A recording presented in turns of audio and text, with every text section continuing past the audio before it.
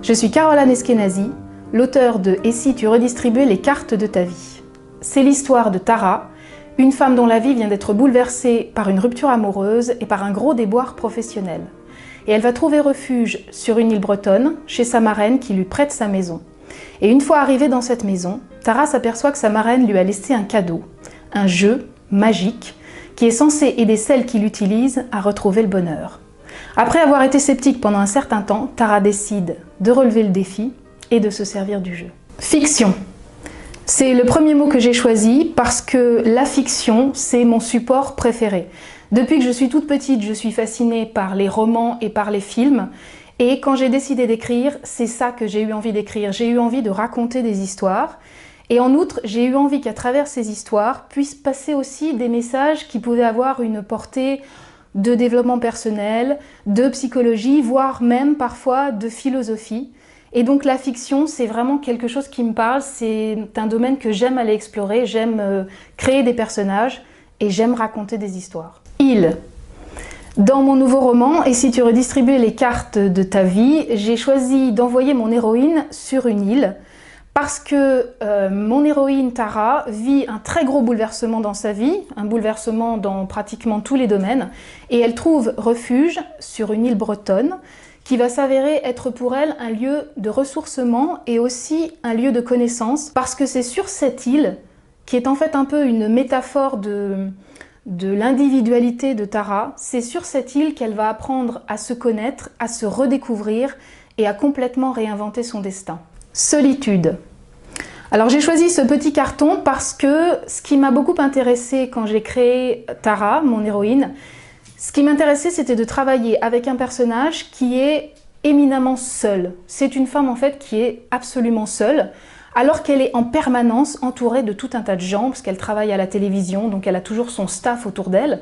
Donc c'est une femme qui paradoxalement n'est jamais seule et qui pourtant est profondément seule.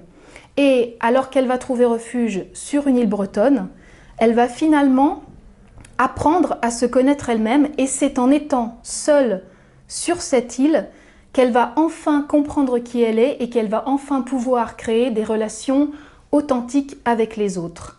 Et c'est vraiment tous ces paradoxes autour de la solitude qui m'intéressaient et que j'ai eu envie d'explorer. Amour.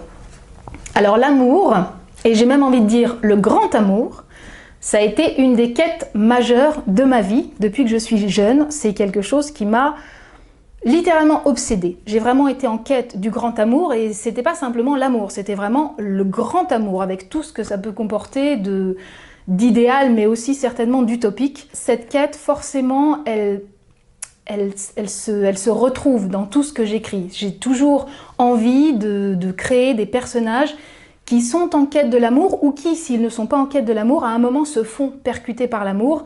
Et ça, comme moi, c'est une quête qui m'a habitée depuis que je suis très très jeune.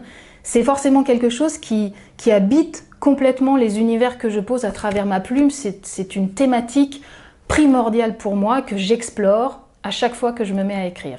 Identité, ça aussi c'est une thématique majeure pour moi, certainement parce que ma propre quête d'identité a été un cheminement de longue haleine. Me connaître moi-même, ça a été quelque chose qui m'a demandé beaucoup de temps, et ça m'a passionnée.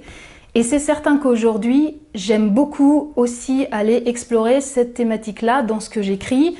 Mon premier roman, Les 12 travaux d'Émeraude Kelly, parlait vraiment de ça, de comprendre qui on est, d'apprendre à se connaître soi, de trouver ses talents, ses ressources.